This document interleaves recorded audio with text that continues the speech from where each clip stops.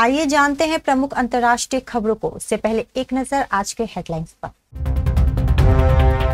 Operation सिंदूर के बाद पहली बार जयशंकर ने बांग्लादेश में पाकिस्तान के किस राजनेता से मिलाया हाथ? 1 जनवरी से लागू हो जाएंगे ये बदलाव। मैंने कहा उंगली नीचे करके बात करो। जिनके बम से लगभग उड़ा दी थी लॉर्ड इरविन की ट्रेन। ममता बनर्जी ने भारत के गृह मंत्री अमित शाह को धमकी दी। मंत्रिमंडल ने 19,142 करोड़ रुपए की लागत से नासिक सोलापुर अक्कलकोट गलियारे के निर्माण को दी मंजूरी। उत्तर पूर्वी दिल्ली में सनसनीखेज वारदात। साल के आखिरी दिन चांदी 15,000 रुपए फिसली, सोना भी गिरा। एंटरटेनमेंट 2025 मनोरंजन का महाडोज। और विराट कोहली के बिना हारी दिल्ली, वैभव सूर्यवंशी के बिना बिहार ने दर्ज की जीत। विदेश मंत्री एस जयशंकर बांग्लादेश की पहली महिला प्रधानमंत्री खालिदा जिया के अंतिम संस्कार में शामिल होने के लिए ढाका पहुंचे हैं। इस दौरान उन्होंने खालिदा जिया के बेटे और बांग्लादेश नेशनलिस्ट पार्टी के कार्यकारी अध्यक्ष तारिक रहमान से मुलाकात कर अपनी शोक संवेदना प्रकट की। जयशंकर ने तारिक और प्रधानमंत्री नरेंद्र मोदी का एक निजी पत्र भी सौंपा। हालांकि इस दौरान जयशंकर ने वहां मौजूद पाकिस्तान के एक वरिष्ठ राजनेता से हाथ भी मिलाया, जिसकी तस्वीर सोशल मीडिया पर चर्चा में है। इसे ऑपरेशन सिंदूर के बाद भारत पाकिस्तान के वरिष्ठ नेताओं की पहली मुलाकात भी माना जा रहा है। जयशंकर ने बांग्लादेश दौरे पर जिस पाकिस्तानी राजनेता से हाथ मिलाया उसका नाम सरदार अयाज सादिक है। वह पाकिस्तानी नेशनल असेंबली के स्पीकर है। यह एक अनौपचारिक मुलाकात थी जो वहां मौजूद नेताओं के बीच हुई। इस दौरान दोनों नेताओं में आपसी संबंधों को लेकर किसी भी तरह की चर्चा नहीं हुई। यह कारण है कि इस मुलाकात की तस्वीर न तो भारतीय विदेश मंत्रालय ने पोस्ट की और न ही विदेश मंत्री एस जयशंकर ने।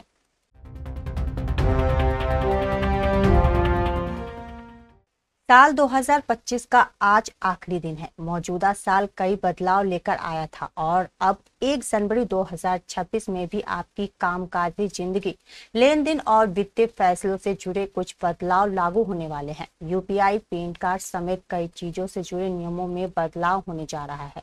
किसानों के लिए सरकारी योजनाओं और क्रेडिट स्कोरिंग नियमों में भी बदलाव किए जा रहे हैं। पैन और आधार नंबर को लिंक करने की अंतिम तिथि 31 दिसंबर 2025 है और यदि यह अवधि समाप्त हो जाती है तो सेवाएं मिलना बंद हो जाएगी और पैन और आधार को लिंक करने के लिए जुर्माना भी देना होगा।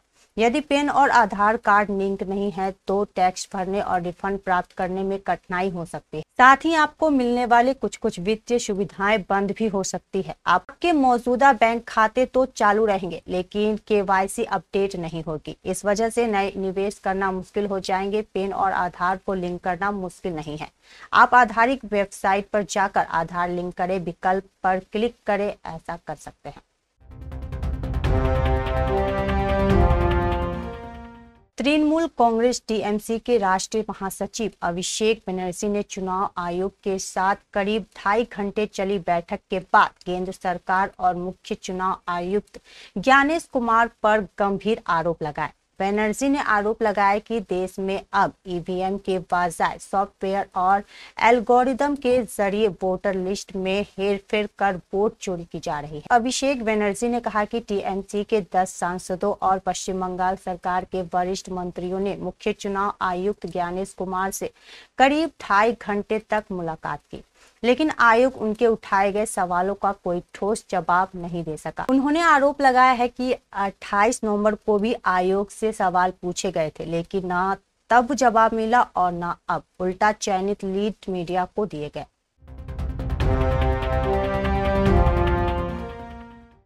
तेईस दिसंबर 1929 की सुबह घना कोहरा छाया हुआ था जब दिल्ली से 6 मील पहले उस स्पेशल ट्रेन पर बम हमला हुआ जिसमें ब्रिटिश इंडिया के वायसराय लॉर्ड इरविन और उनकी पत्नी सवार थे।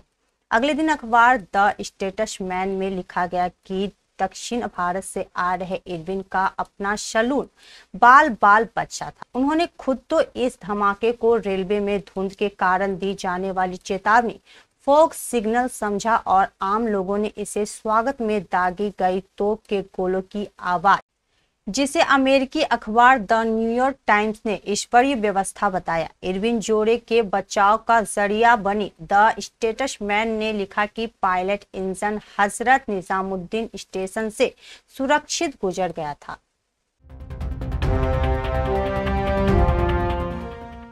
बीजेपी ने पश्चिम बंगाल की मुख्यमंत्री और टीएमसी की प्रमुख ममता बनर्जी पर बहुत ही गंभीर आरोप लगाए हैं। पार्टी का दावा है कि ममता बनर्जी ने देश के गृह मंत्री अमित शाह के लिए खुलेआम धमकी भरे शब्दों का इस्तेमाल किया और कहा कि अगर वे चाहे तो कोलकाता में शाह अपने होटल से भी बाहर नहीं निकल पाएंगे। बीजेपी का आरोप है कि ऐसा पहली बार नहीं हुआ है। टीएमसी इस तरह की तानाशाही रवैया पहले भी दिखा चुकी है। पार्टी का दावा है कि बांग्लादेश में लोकतंत्र पर हमले हो रहे हैं और ममता बनर्जी ने इसे बर्बाद कर दिया है। नई दिल्ली 31 दिसंबर केंद्रीय मंत्रिमंडल ने महाराष्ट्र में 19,142 करोड़ रुपए की कुल लागत से 6 लेन वाले नासिक सोलापुर अंकलन पोर्ट गलियारे के निर्माण को बुधवार को मंजूरी दे दी। आधिकारिक बयान के अनुसार 374 किलोमीटर लंबी यह परियोजना बनाओ चलाओ सौंप दो टोल मोड पर विनिर्मित की जाएगी। इस परियोजना के माध्यम से नासिक, अहिल्यानगर और सोलापुर जैसे महत्वपूर्ण क्षेत्रीय शहरों को कुरनूल में जोड़ा जाएगा। यह बुनियादी ढांचा प्रधानमंत्री गति शक्ति राष्ट्रीय मास्टर प्लान सिद्धांत के अंतर्गत एकत्रित परिवहन अवसंरचना विकास को सुगम बनाने की दिशा में एक महत्वपूर्ण कदम है। नासिक में अक्कलकोट तक प्रस्तावित नए गलियारे को वाधावन बंदरगाह इंटरचेंज के पास दिल्ली मुंबई एक्सप्रेसवे से नासिक में NH60 के जंक्शन पर आगरा मुंबई गलियारे से और पांगड़ी में समृद्धि महामार्ग से जोड़ा जाएगा।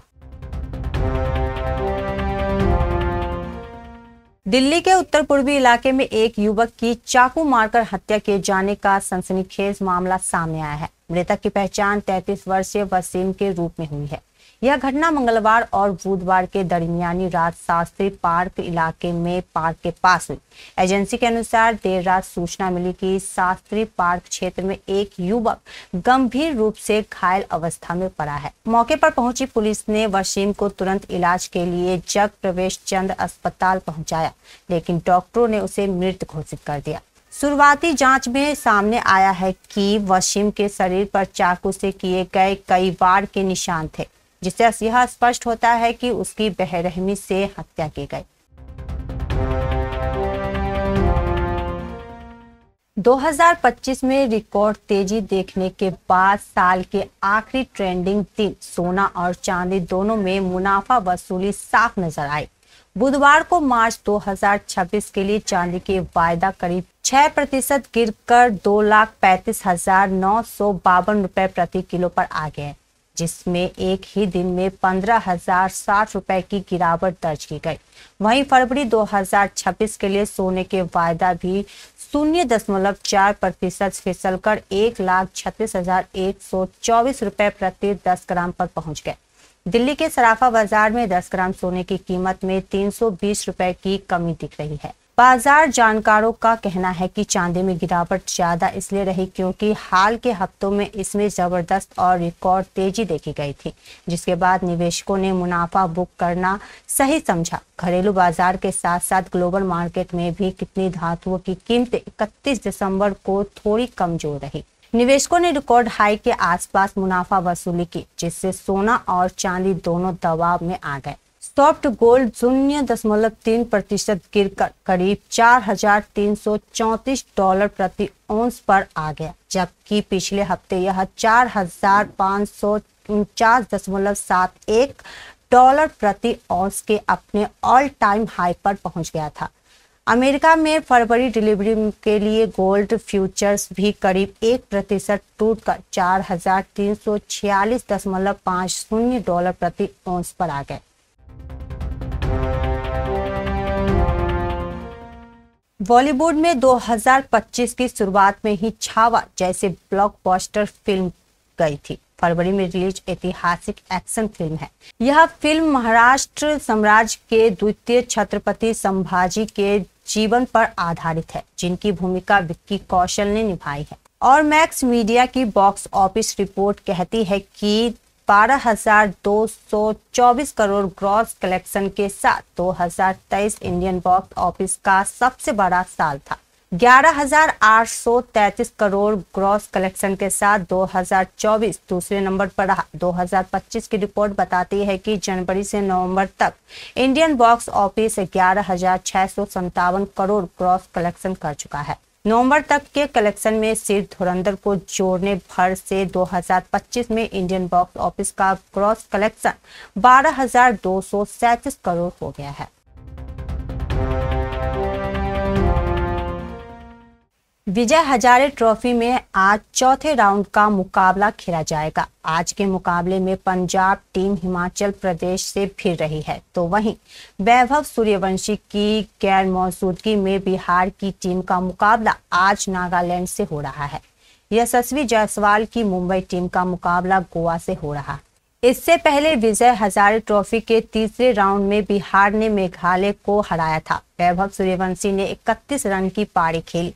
दूसरी ओर मुंबई की टीम ने छत्तीसगढ़ को 9 विकेट से हराया था। मुंबई बनाम गोवा के बीच मुकाबले की बात करें तो यशस्वी जायसवाल 46 रन बनाकर आउट हो गए और मुशीर खान ने 51 गेंद अर्धशतक लगाए। दूसरी तरफ समीर 2 विकेट, आकाशदीप 4 विकेट और मुकेश 4 विकेट ने धमाल जारी रखा और जम्मू की टीम 63 रन ही बना सकी।